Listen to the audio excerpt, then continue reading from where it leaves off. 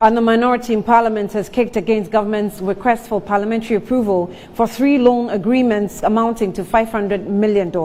Now, this includes the request for $150 million for primary health care program, $200 million to finance the Ghana Digital Acceleration Project, and $150 million to support public finance management for service delivery program.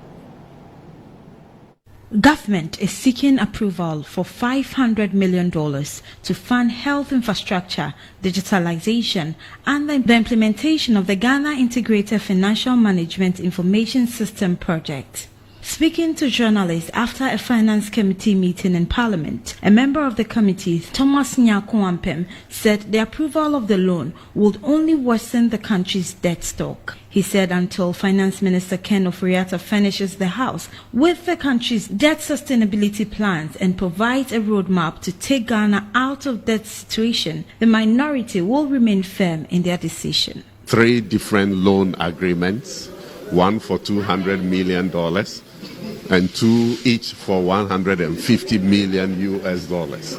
We have taken a very simple position that looking at our debt situation, we are unable to support further approvals for further loans because we believe that if you are in the hole, you don't continue to dig further. We are waiting for the finance minister to give us a clear path to take out of this debt situation. We need to know our debt sustainability plans. Otherwise, we in the minority are clear that we are unable to support any additional borrowings by this government. What are these loans supposed to be used for? Are you not just destabilizing them? No, we are not. You see, one of the loans they brought to us indicates that they are requesting for $150 million US to support some gift mix projects that was started previously, and they want to enhance. And if you look at it critically, most of them are going into consultancy and other things. We don't see clearly what these funds are going to add on to what we already have. But reacting to this, Minister for Communication and Digitalization, Esla Owusu-Ekufo, urged the minority to revise their stance and support the approval of the loans. She explained that the loan for the Ghana Digitalization Acceleration Project will provide funding for entrepreneurial skill development, training, and startup capital to stir up the innovation ecosystem and technical system of our country. This loan for the Ghana Digital Acceleration Project will provide funding for entrepreneurial skills development and training and startup capital to stir up the innovation ecosystem and tech ecosystem of our country. In addition to that, it's also providing funding for us to extend connectivity to some hard-to-reach areas in this country. And without connectivity, there's very little we can do to stimulate the rural economy. If we didn't learn any lesson at all from the pandemic, it is that one lesson we all must have learned is that without digital technology, it's impossible for any country to grow its economy, to live, to communicate in the rapidly unfolding environment in which we live, which we call the Fourth Industrial Revolution.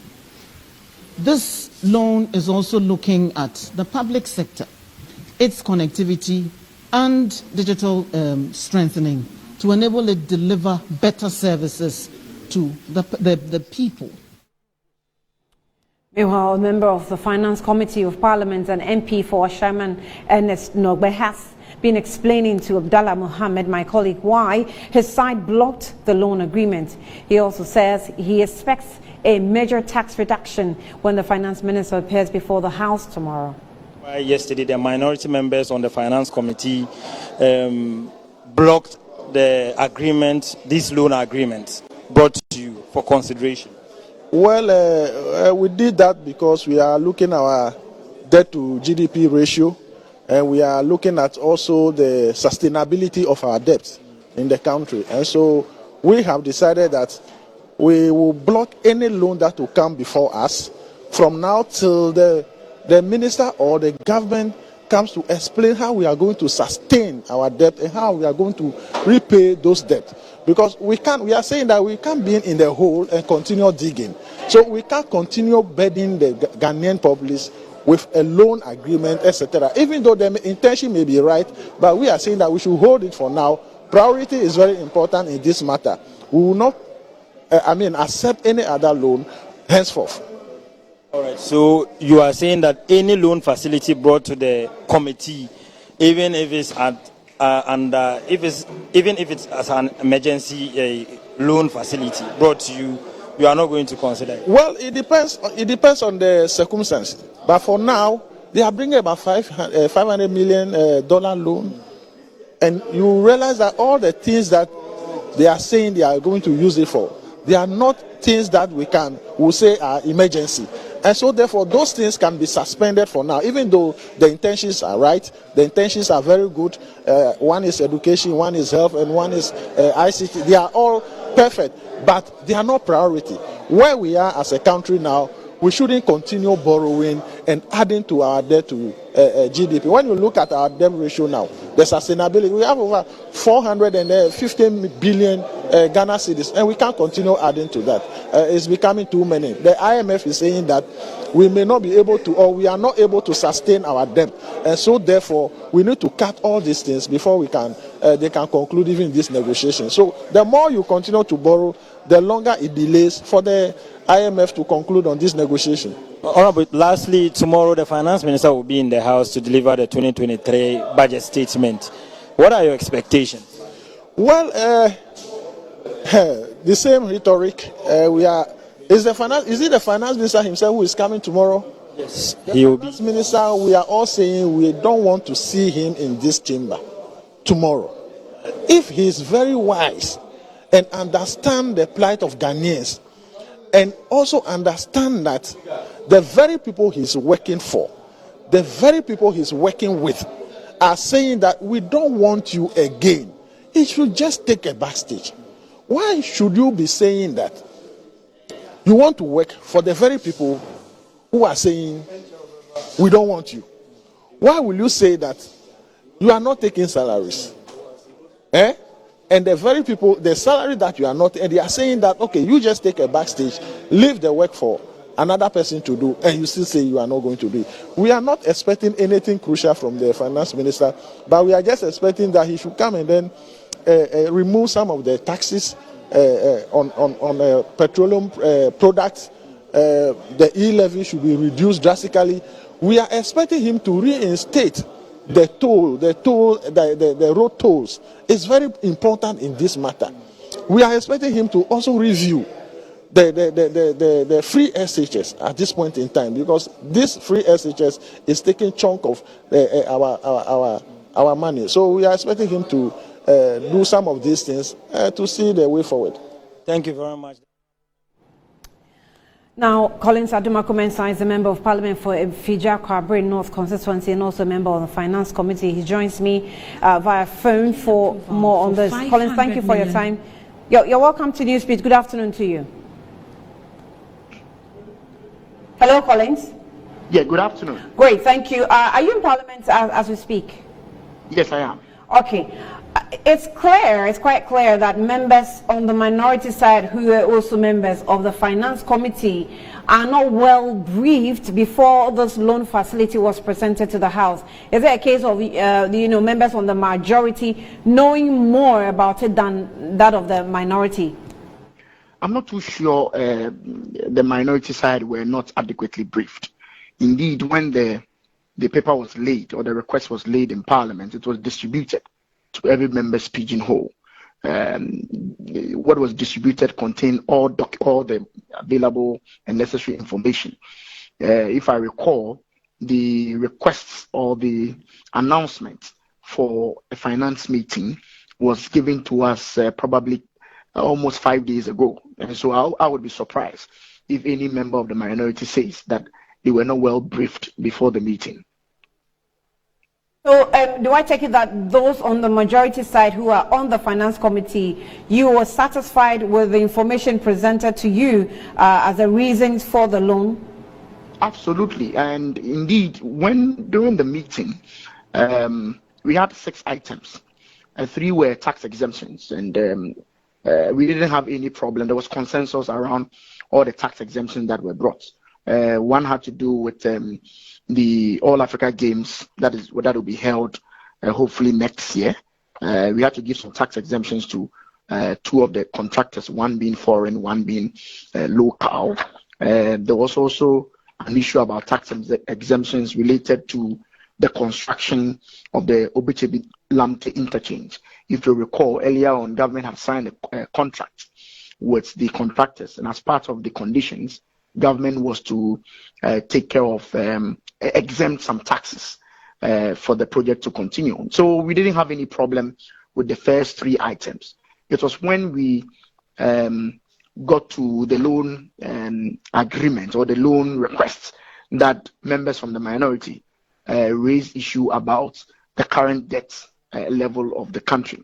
Indeed, I recall the deputy finance minister who represented the ministry and other officials of the ministry explaining to them that yes, we all know that Ghana has some difficulties with our debt, but this particular facility was already captured in the 2022 budget. And so it forms part of our debt strategy already. It's not something that it's not unknown to everybody. It is a facility that had already been captured in the 2022 budget. And the finance minister then at this moment had completed all the negotiations and with that just coming for parliamentary approval. But our colleagues from the minority insisted that they would like to see the government demonstrate a certain pathway to a debt sustainability level before they consider facilities for this government. I was a little bit surprised because indeed almost all the three facilities that we wanted to consider are either facilities, I mean International Development Agency, which is an offshoot of the World Bank, and most of the facilities are concessionary in nature. The exchange rate or the interest rate components are quite low as compared to other commercial facilities. So I was a little bit surprised, but yes, this is the position they've taken. They, however, did not discount the possibility of an approval. All they wanted to say was that they want the finance minister to appear before the parliament to render a sort of strategy for debt sustainability before they could approve other facilities. These, projects that we're supposed to pursue with the loan that we are requiring, will Ghana collapse if we're not able to pursue those projects?